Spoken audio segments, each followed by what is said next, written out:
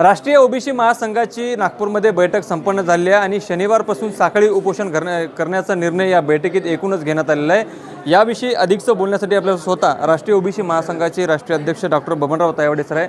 Sir, बैठक संपन्न झाली आहे, साखळी उपोषणाचा निर्णय घेण्यात आलेला आहे, काय भूमिका असणार पुढे?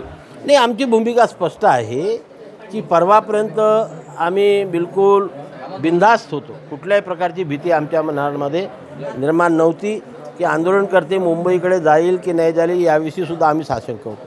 परंतु काल जेव्हा त्यांनी मुंबईकडे प्रयाण केलं आणि पुन्हा त्यांनी आमच्याच आरक्षणाची मागणी केली की आम्हाला ओबीसीतूनच आरक्षण पाहिजे, तेव्हा आमच्या मनामध्ये एक भीती निर्माण झाली आणि ती आमची भीती दूर करण्याकरता आम्हाला रस्त्यावरती येणं फार गरजेचं आहे की जरी सरकारने आम्हाला आश्वस्त केलेलं असलं, माझा सरकारवरती कालही विश्वास होता, आजही आणि भविष्यात ते आमच्या पाठीशी राहतील याचे माझ्या मनात दुमत नाही। पण आमचा जो आज 60% ओबीसी आहे, जो आज भयभीत झालेला आहे,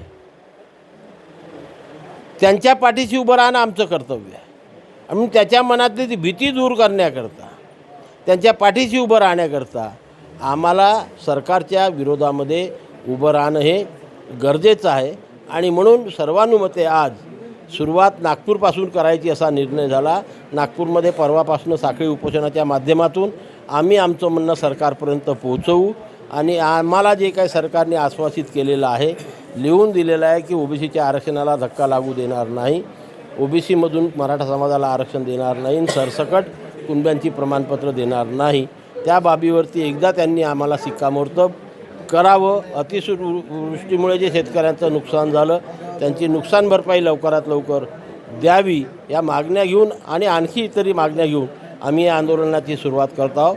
लवकरच मला आशा आहे की सरकार आम्हाला चर्चेला बोलवेल, चर्चा करून पुन्हा एकदा त्याच्यावरती शिक्कामोर्तब करून आमची हिंमत वाढेल आणि आमच्या संविधानिक आरक्षणाचं रक्षण करेल। मागच्या आंदोलनाच्या वेळी आपण पाहिलं तर प्रत्येक जिल्ह्यामध्ये आपले जे पदाधिकारी असतील ते आंदोलनाला बसले होते, साखळी उपोषणाला याच पद्धतीने। यावेळेस सुद्धा त्या पद्धतीने आंदोलन वगैरे असणार का? आणि दुसरं म्हणजे साखळी उपोषणाला सुरुवात झाल्यानंतर पुढील काही भूमिका अजून जसे जसे प्रसंग येतील त्या पद्धतीने वाढू शकते का?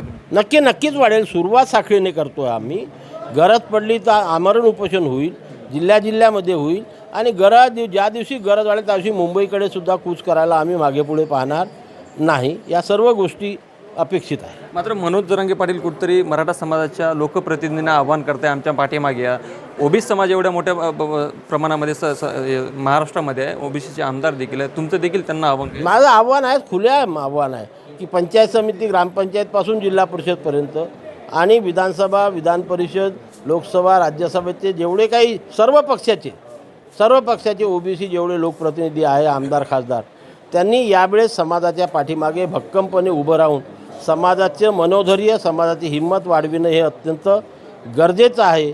त्याकरता खुल्याम त्यांनी रस्त्यावरती येऊन आपल्या माध्यमातून, प्रेसच्या माध्यमातून समाजाच्या पाठीशी उभा आहोत असं जाहीर करावं। मुख्यमंत्र्यांनी माध्यमासमोर आत्ताच आपली भूमिका स्पष्ट केली, मराठा समाज असेल किंवा ओबीसी समाज असेल, दोन्ही समाजाला समतोल ठेवला जाईल, कुणावरही अन्याय केला जाणार नाही, अशा पद्धती भूमिका त्यांनी मांडलेली आहे। आणि तुम्हाला देखील आश्वासन पूर्वी मुख्यमंत्र्यांनी दिलेलं आहे, कुठलाही धक्का लागणार नाही। मी त्याबद्दल त्यांचं अभिनंदन करतो। मी यापूर्वीसुद्धा अनेकदा बोललो आहे की सरकार काल पण ठाम होतं, आज पण ठाम आहे आणि भविष्यामध्ये सुद्धा ठाम राहील। याविषयी माझ्या मनात शंका नाही, पण माझ्या समाजाच्या लहान लोकांच्या मनामध्ये जी शंका निर्माण होते त्यांच्या पाठीशी मला उभं राहावं लागेल, त्यांना हिंमत द्यावं लागेल आणि याच्याकरता सरकारला पुन्हा एकदा आमच्या पाठीशी उभं राहणं हे गरजेचं आहे।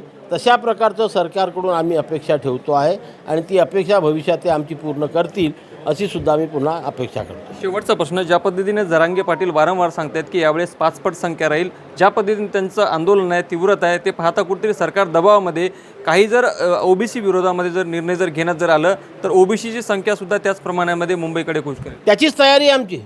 मी सांगितलं की परवापर्यंत आम्ही बिंदास होतो, त्याच्यामुळे आम्ही कुठलं काही नियोजन केलेलं नव्हतं।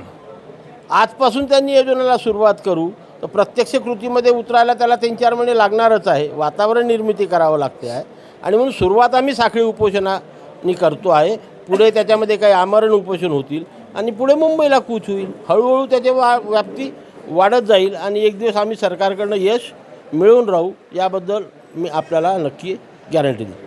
नक्कीच आपण बघू शकतो की संपूर्ण महाराष्ट्रातील ओबीसी संघटनेचे जे काही पदाधिकारी त्यांची बैठक नागपूरमध्ये संपन्न झाली. परवा म्हणजे 30 तारखेपासून साखळी उपोषणाची सुरुवात नागपूरच्या संविधान चौकामधून केली जाणार आहे. मात्र ज्याच्या पद्धतीने समोर जे आहे ते प्रसंग येतील त्यानुसार भूमिका ओबीसी महासंघ या ठिकाणी घेणार. वेळ पडेल तर मुंबईकडे देखील कूच करण्याची भूमिका जी आहे ते ओबीसी महासंघाची असणार असल्याचं डॉक्टर बबनराव तायवाडे लोकशाही मराठीशी बोलताना सांगितलं आहे. लोकशाही मराठी लोकशाही मराठी ऐका, पहा, जागरूक रहा.